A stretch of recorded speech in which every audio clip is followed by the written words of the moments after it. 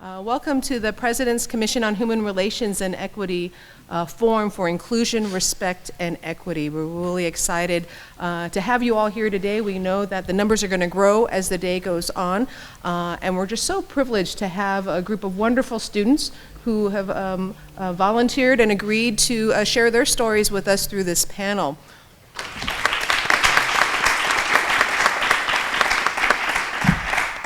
Good morning. Thank you for that warm welcome. Just move this back a little bit. Okay, so we're going to go ahead and do self-introductions. Why don't we go ahead and start with Shai Chang. How do you identify and what do you consider your 2 or 3 primary identities? Can everyone hear me okay? Okay.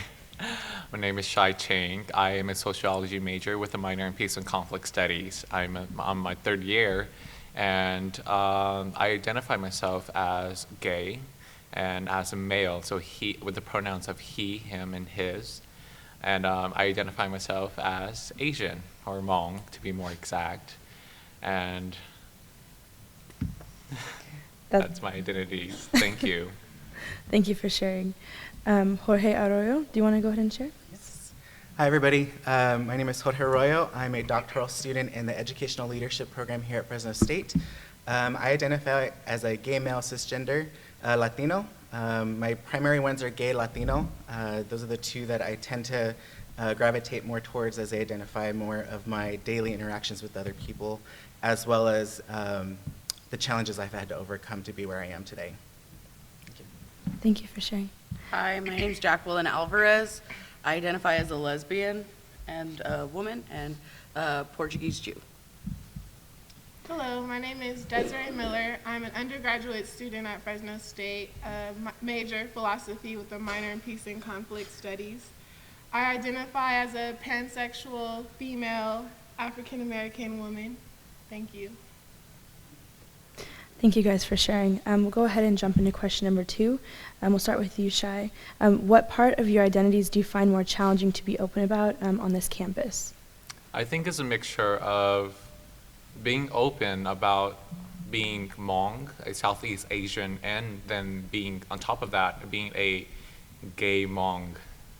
And I think it's more difficult because within my community, or which is within my close families, it's non-existent.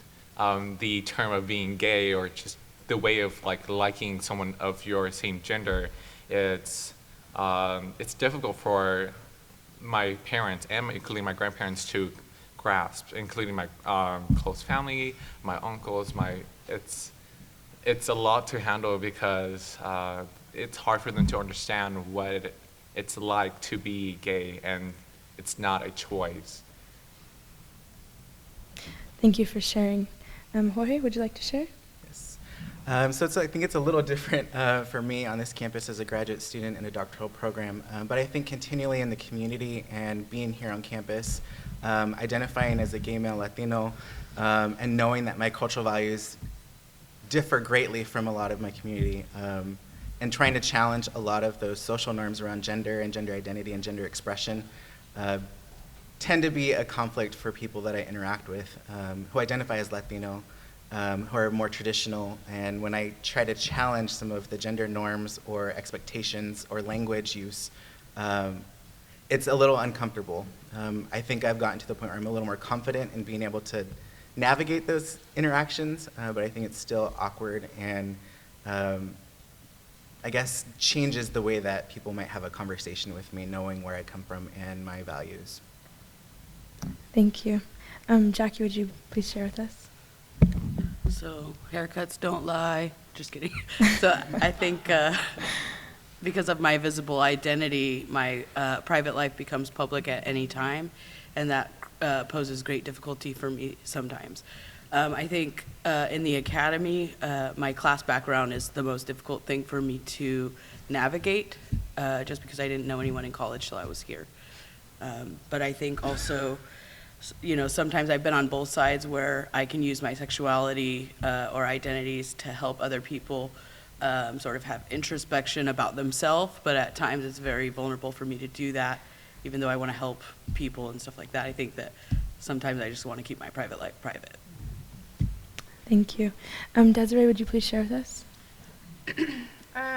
What I find to be most difficult mainly is lack of familiarity with the terms and willingness to understand what they mean to the individual. I identify as pansexual, and that means that I am willing to endure love from all spectrums of beings, and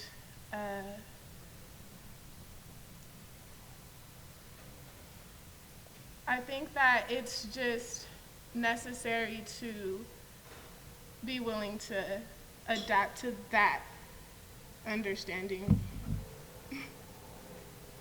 Thank you guys for sharing.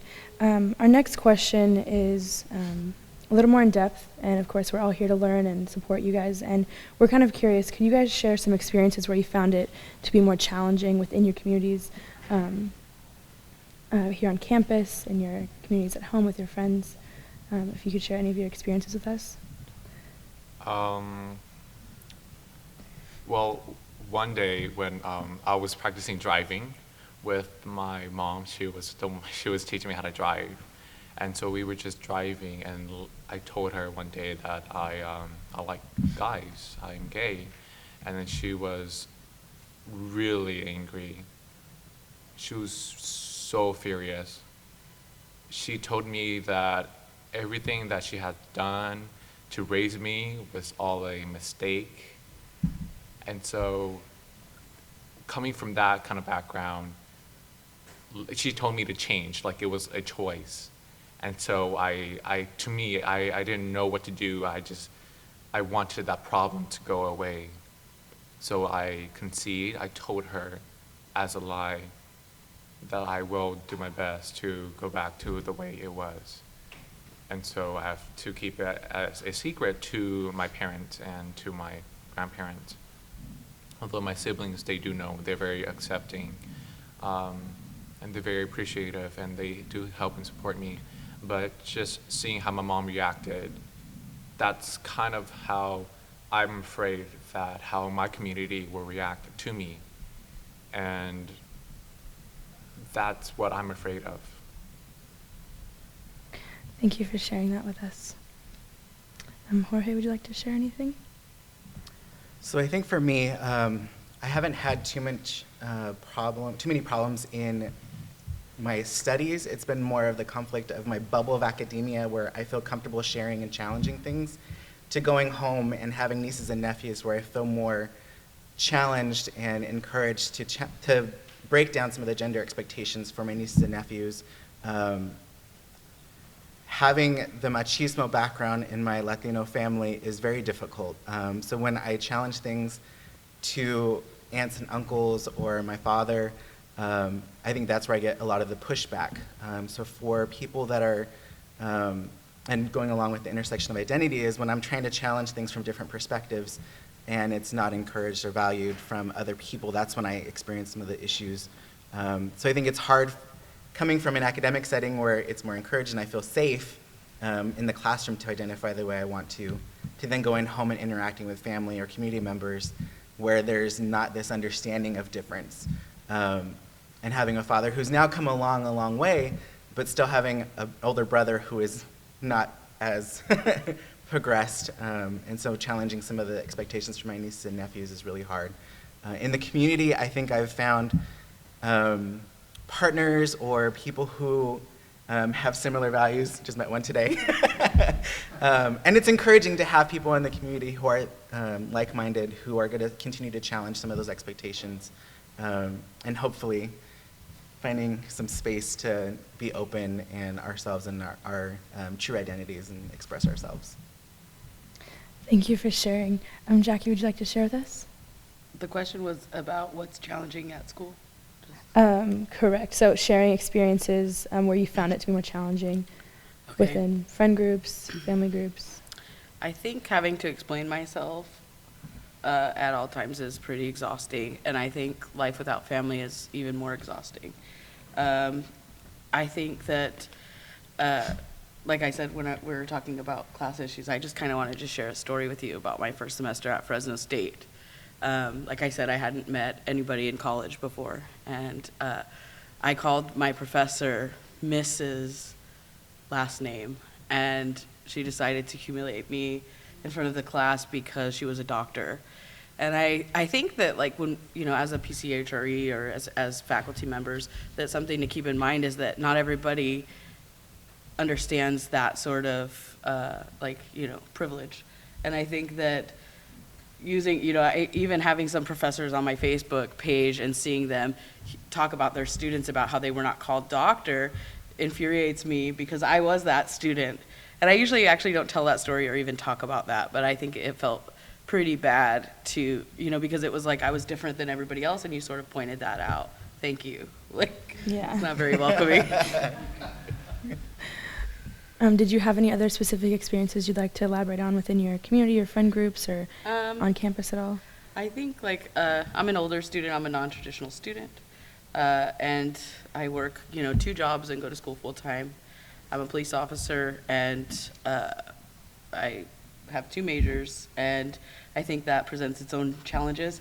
My sexuality, I kind of, I've been out for a long time, and I think that it's the biggest problem at school for me with that is, especially in women's studies, we're very open. Mm-hmm. We talk about our feelings sometimes, and we talk about our identities in hope that we can help other people, but I think that sometimes you feel a little tokenized or exploited sometimes. And I think that part of it is it's really hard to have a balance between wanting to help other people with their identity and sort of keeping your identity private. That's really good. Thank you so much for sharing. Desiree, would you like to share with us? Yes. A recent experience that I just encountered, I was explaining to a friend of mine that I was going to be speaking at this panel. I was explaining to her what the topic of the panel, what the topic of discussion was, and then I went on to explain to her my point of view and how I identified with the topic of discussion. And I found that she kept wanting to limit the way that I expressed how I identified with my identity. And I think that I would like to say I'm not interested in limiting the way that I love any being. And I think that that is a constant challenge that we all face, because it seems as though even within the word dynamic, there's always a box that's placed within that identity that you identify yourself as.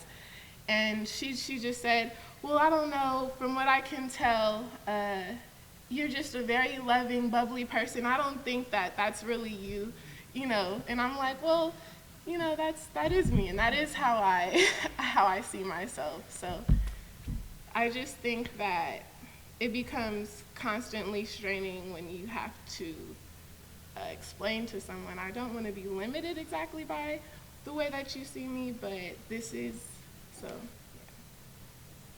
Yeah. Thank you for sharing that, Desiree. Moving on to the next question. And thank you again, guys, for sharing this. I know it's not easy. It's very brave of you guys to come up here and elaborate on these intimate experiences. But could you guys please elaborate in regards to what situations you're more comfortable being yourself as it relates to your identities? Shai, would you like to start? So, ironically, I'm most comfortable with being gay and being Hmong.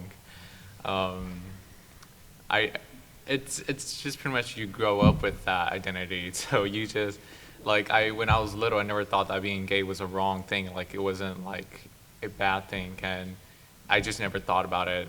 And until middle school, when they were started using oh, that's so gay, you're so gay, stuff like that. And it was just really oh, there's something wrong with being gay, or in that kind of sense. And it's just, it made it even more challenging, but it made me even grow even more, because I wanted to challenge them to become more open-minded, which challenged me to become even more open-minded about the way that they thought too. So I would say that, I'm most comfortable with being myself. Thank you for sharing. Jorge, would you like to share?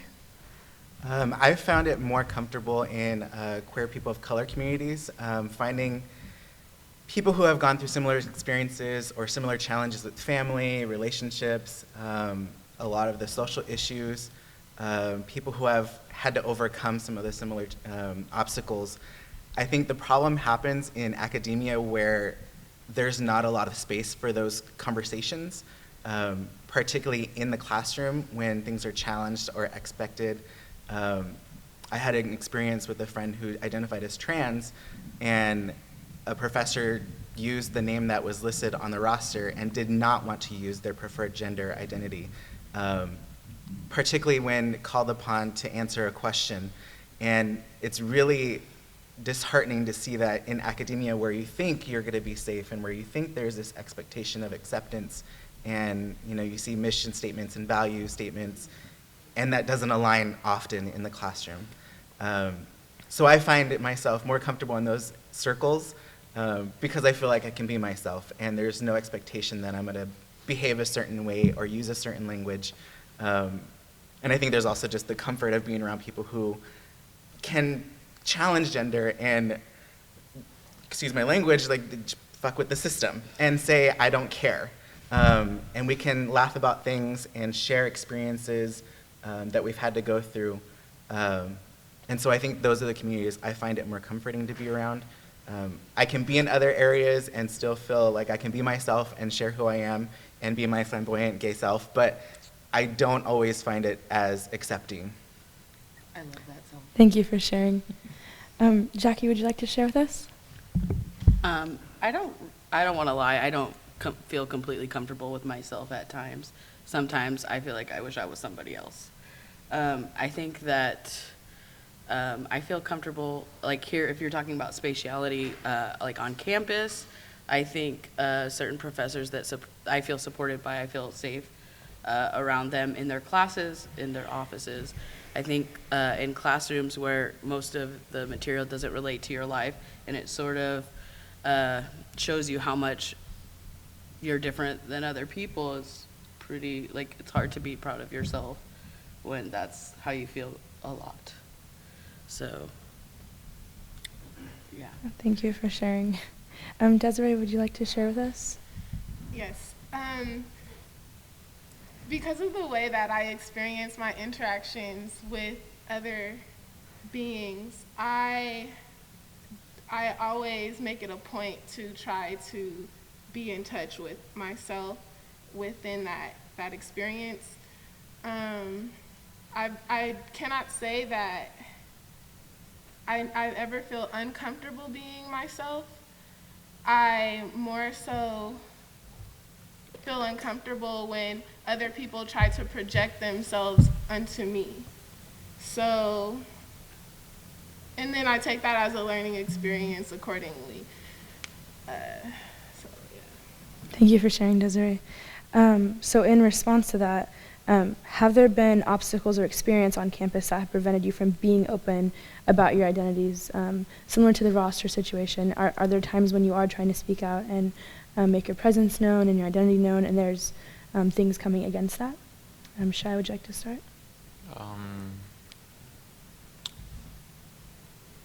I think that on campus, I think that it is pretty welcoming. I mean, we started a new LBGTQ+ center, and I'm really happy about that. We have one,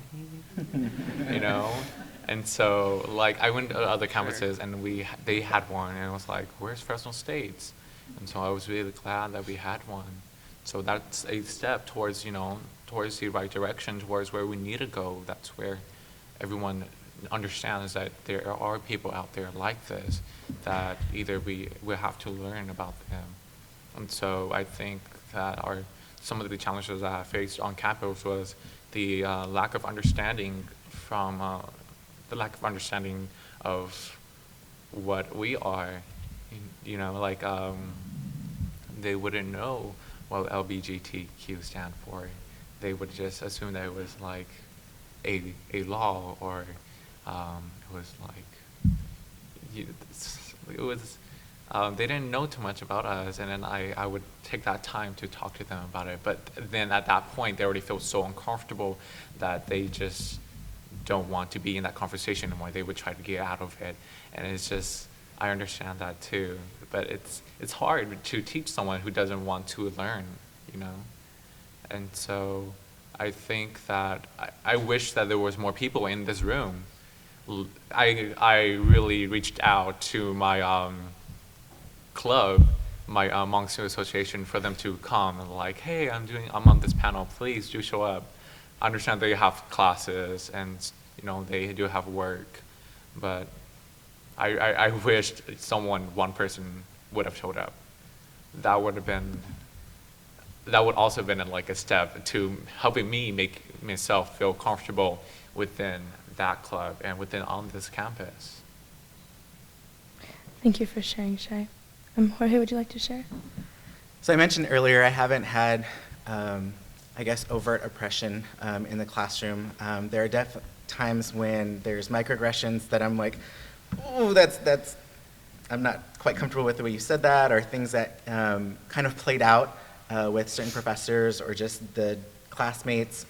So there are times when I've wanted to speak out, but I never felt completely comfortable challenging the system in those moments. There are times when you just know it's like, you know what, I'm going to sit this one out. I'm going to let it go. So picking my battles is a constant problem. We talked a little bit about social justice education and understanding that there are multiple layers of oppression and institutionalized racism, sexism, heterophobia, or heteronormativity and homophobia. So there are constant things that I keep thinking about, and it's hard to turn it off sometimes. But I think that's where I have helped some of my colleagues and my classmates understand a deeper meaning of those different structures in our society. And it's not usually, there are some times when I do speak out and I do challenge things, but I think a lot of the times I let it go in the moment and I talk to people after, and then it kind of spreads that way. So I think from professors, it would be nice to have more of that encouragement to speak out and to challenge things in the moment, and not always feel, I think from your experience, where it's, no, I have the authority, like, don't challenge me.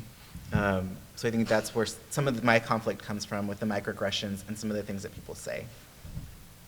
Thank you for sharing. Jackie, would you like to share with us? To add to his list, Eurocentrism, I think that was important to know. And I think I feel very lucky to be studying at this university, working with Dr. Castro on a lot of activist issues and LGBT issues, and I feel that he's super receptive to like any, like we propose gender neutral bathrooms and, all of these sort of activist things for inclusion and belonging on campus. And even if this wasn't a PCHRE forum, he would probably still be sitting here supporting us. So I think that helps me feel proud about where I go to school. And so, like, sure, people are ignorant in life here at school, professors. They're all just human beings. I'm not sure that that's something that can be eradicated, but I think try to, sort of supporting students and, not laughing at, homophobic jokes or racist jokes. Like, everybody can do their part to make life a little bit easier for us, but I'm not sure that you can completely fix it, right? That sounds negative, but. No. That's a great perspective. Thank you for sharing, Jackie. Desiree, would you like to share? Yes. And to add to Jackie, it just takes time for us to adapt to situations as we've witnessed over the time span of our life period. I feel more comfortable in situations relating to my identity when people are willing to adapt to perspective without limitations. Thank you so much for sharing, Desiree. So moving on to the next question. I know a few of you have already addressed this in your previous question, but what would have made a difference for you on campus that would have helped eliminate the barriers in regards to like faculty, staff, students within the boundaries of Fresno State? What would help? Shai, do you want to go ahead and start? Yes. First, I don't know. I don't know how um, it's. I, we just have to educate each other. You know, I think that's the first step. We just have to make a strong understanding of one another. Well, like communicate with one another, ask questions about each other. I think even if you are, um, like ask questions to everyone, not just like the LGBTQ plus group, but like to everyone. I think that will be the first step in like making everyone seem as if they're equal, as if like we are not even like to make us seem as if we are not even like a minority group, you know, just to discuss. Thank you for sharing, Shai. Jorge, would you like to share?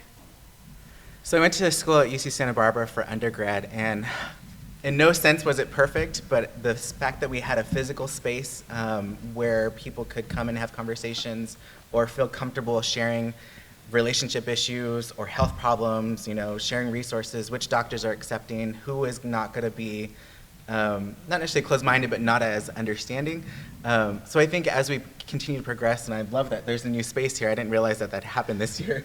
I work at UC Merced, and so that's one of the conversations we're having is about creating spaces for students, not just around sexuality, but cultural identity, background. You know, it's a newer campus, and so we're growing. And I think at the same time, a lot of the people in our community in the Valley are starting to adapt and understand that, you know, there are differences in the world. I grew up in the Valley. I moved away and came back. And so being back here, it's been really interesting to see how far we've come, but how much more we still need to go. So yeah, I'll just end it there. Thank you for sharing, Jorge. Jackie, would you like to share your input? As a philosopher, I think I should hit you with some philosophical stuff. I read a book by Sarah Ahmed on inclusion, and one of the things that she stated was that a lot of times where there are these mantras about inclusion or diversity on campus is sort of an indication that it doesn't exist.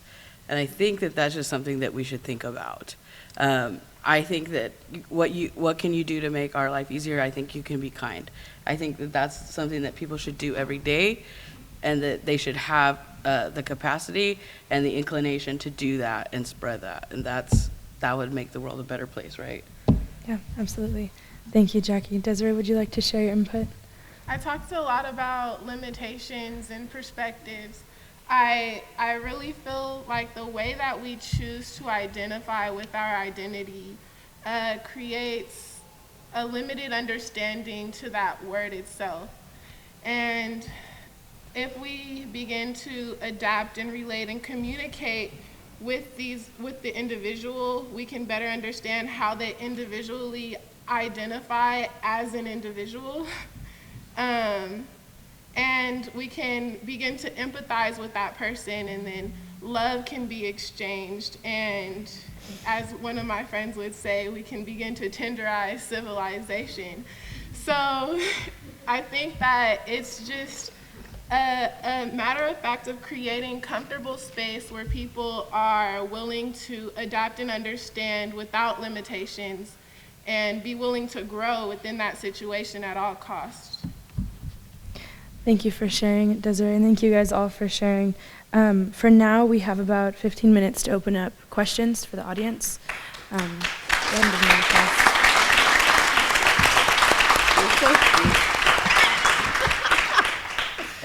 If you did have a question, please raise your hand.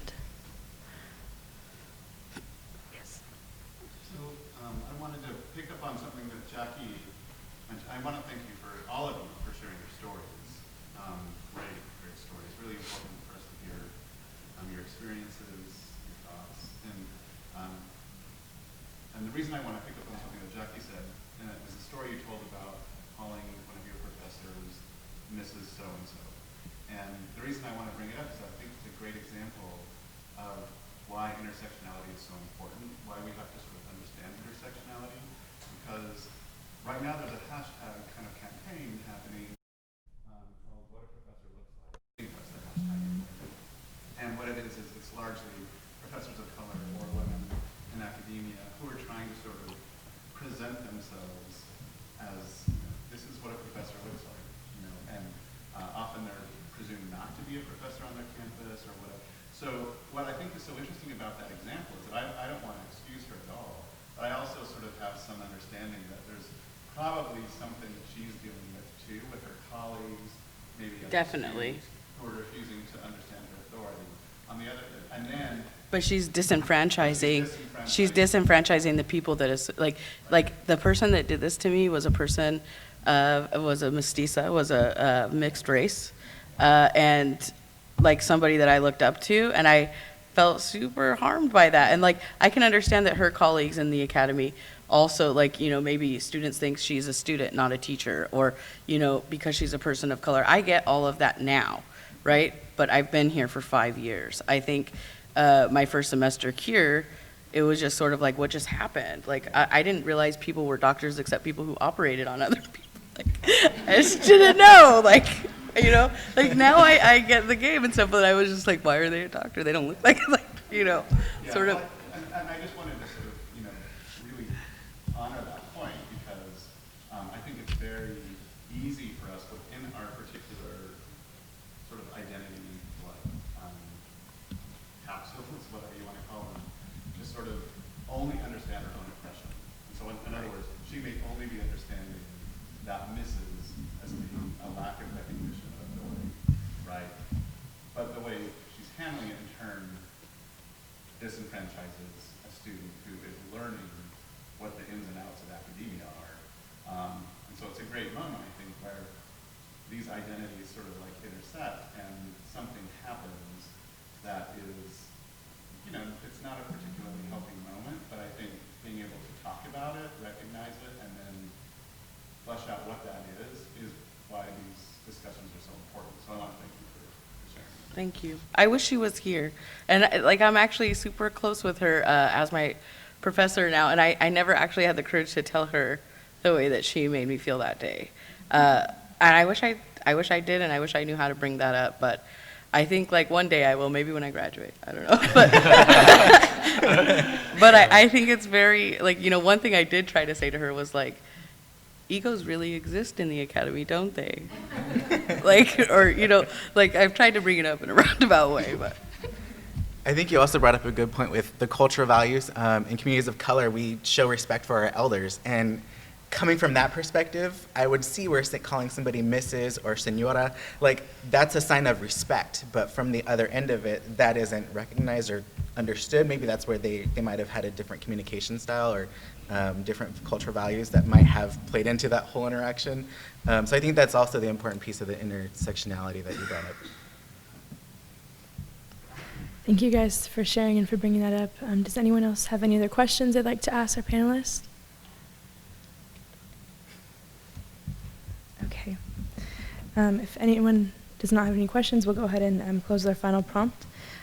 So if you guys would like to share a perspective you bring or experience you've had to help us understand you better, maybe related to a community which you belong, your sexual identity or gender identity, or within your family or cultural background, we definitely encourage you to do so. We're all here to learn. We want to make this a better place. We want to understand you guys better.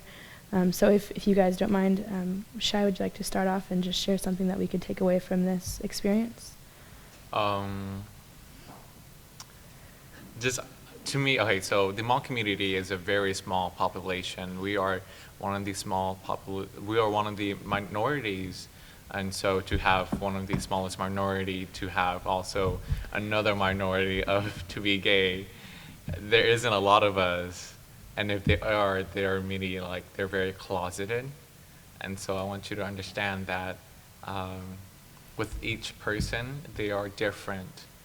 To show compassion to one another and to understand one another will be the step into resolving all conflicts. Thank you for sharing. Jorge, would you like to share? So I work in higher education. I mentioned I work at UC Merced. I worked at a couple institutions. I think the community that I've tried to advocate the most for is trans community, particularly trans communities of color. There is a national conversation now. There's more awareness of trans-identified individuals. I still think we have a long way to go for making them feel comfortable in higher education. I love that there's more conversation about gender-neutral bathrooms, but even as universities develop, there are still buildings that aren't thinking that that's important, and sometimes it gets value engineered out. You know, there's some value somewhere in that process that people say, I don't think that's that important. Let's just do it the way it's always been done. So I think now that there's more conversation, one of my friends brought up how I feel about Caitlyn Jenner, and I'm like, well, I have some issues with the way that she's presenting herself and the way that she's identifying in different interviews. There was an Ellen one recently, but the thing that I like about the show that she's been producing is that she is highlighting other people in the community, academics who are studying gender issues and creating these spaces where people of color can come and now share their own experiences. So I have a lot of issues with it, but I love the fact that they're highlighting and creating this conversation. So I think that's where we're going in higher education. People are starting to be more aware of it. And I challenge you all to educate yourself. Think about where you might be if you had to deal with those structural barriers on a campus. As we think about intersectionality, think about your gender identity and gender expression and how that is impacted by the way we experience our academic bubble. Thank you for sharing, Jorge. Would you like to share, Jackie? I do have sort of a narcissistic thing I want you to take away today. Gender identity and sexual identity are two separate things. Please don't ask lesbians which one is the man. Thank you for sharing that. Desiree, would you saying. like to give any input? I think that the most important thing that we need to focus on as beings on this earth is adapting to one another and being willing to accept what the perspective of the next individual. There is a large group of minorities in the United States of America. We'll just focus on that. And I just believe that we need to focus on creating a space for all minorities to feel free and open to speak on their perspective at all point in times, wherever they are, whether it be with a friend or in the classroom or at home. It just needs to be known that they have comfortable space to speak. Thank you for sharing, Desiree, and thank you guys all for sharing. I'm actually going to introduce our keynote speaker, Dr. Linda Garber. She's here today to share her work from her perspective as a white Jewish lesbian scholar of literature and history. I'm just going to go ahead and invite you up so you can share with us for about 15 minutes or so.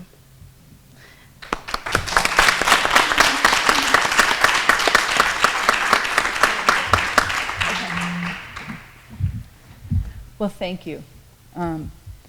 It's really gratifying to be back at Fresno State, where I was on the faculty in Women's and Gender Studies, and was organizing some of these panels and sitting on some of these panels. And it's gratifying to see, although I agree with you, it'd be nice if there were a larger audience, but not too shabby. And while I think we always want to see better and more diverse representation, we were talking in the reception this morning about among faculty and staff that a lot of who shows up for LGBT issues and as members of the Allies Network most of the people are white, and what it means to do LGBT work in a diverse setting, addressing it from a multitude of intersectional perspectives, right? Well, I was asked to come here today both as an LGBTQ scholar and activist and to talk about intersectionality, and that's what this panel has been all about.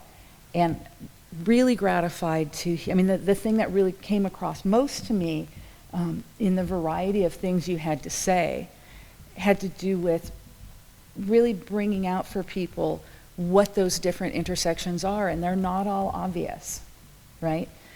or we make assumptions about what they might be. And so I'm thinking about, for example, Shai, when you first started, what are the identity categories that are meaningful to you?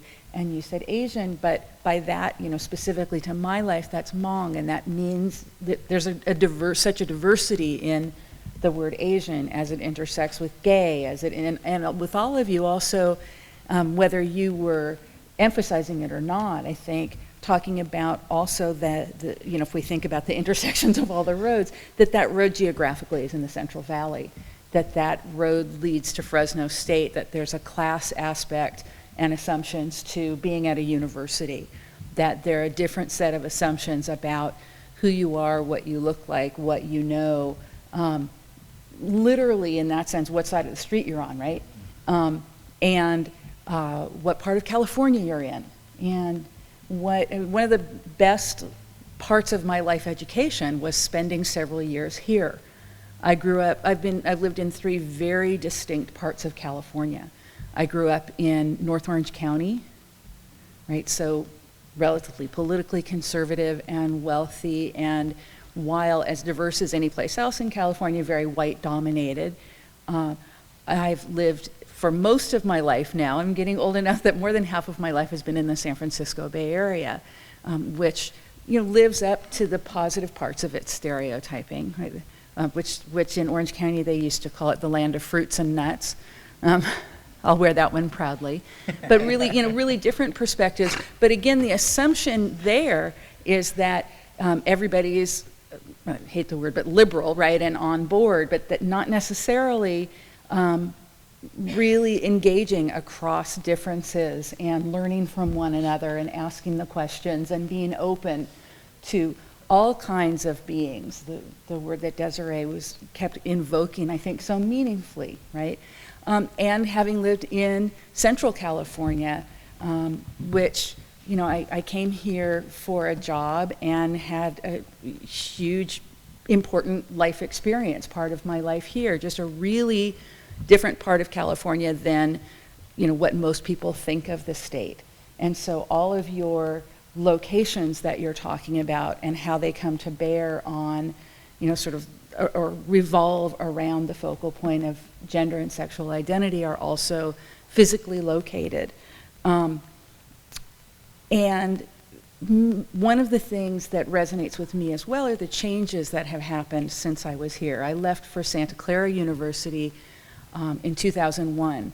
Now that has its own challenges because it's a Catholic Jesuit university, and I'm a non-religious Jewish lesbian. So that's kind of an interesting place to be.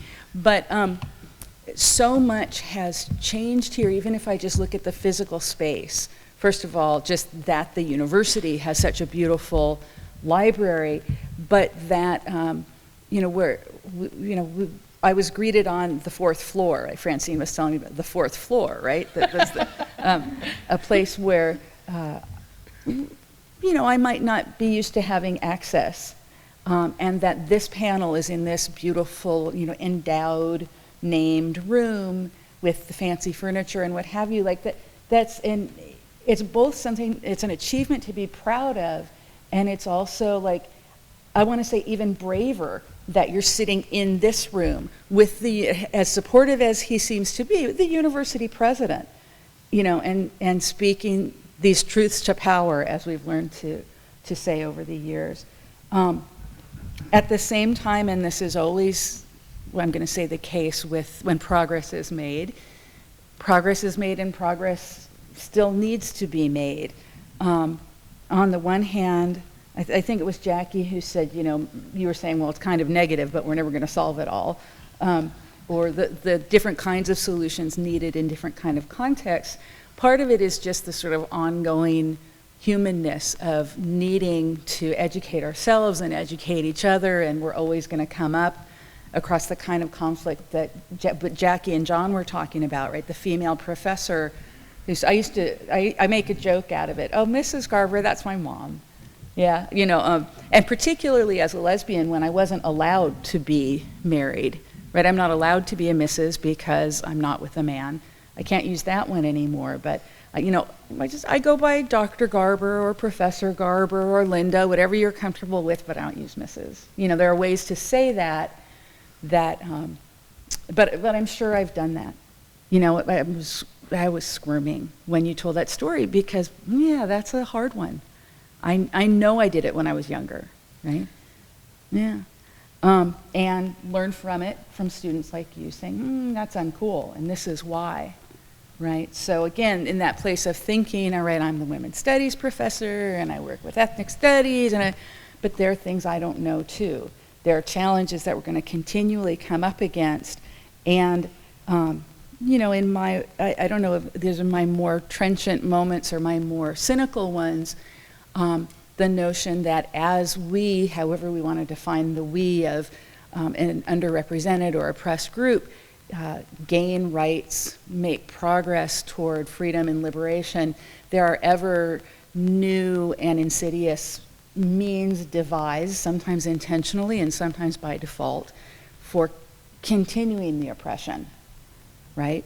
You can get married, but you can't have, everything from, the pronoun and name recognition, the dignity of your own identity, to protection against job discrimination.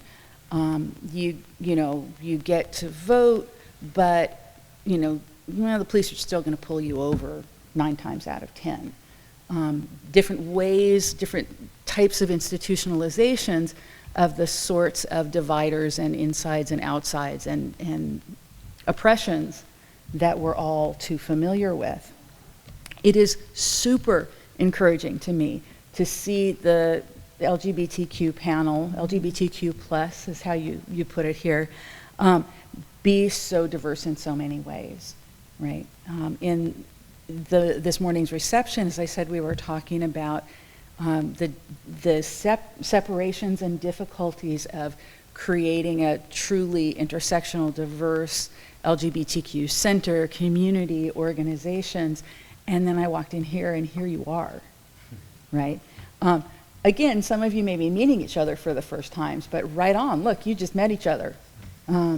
So I am just thrilled to be here, to be seeing what's going on campus, hearing how you're facing the challenges, and I have to say, when we talk about intersectional identities, I've been practicing calling myself middle-aged for a while now. I'm 50 years old.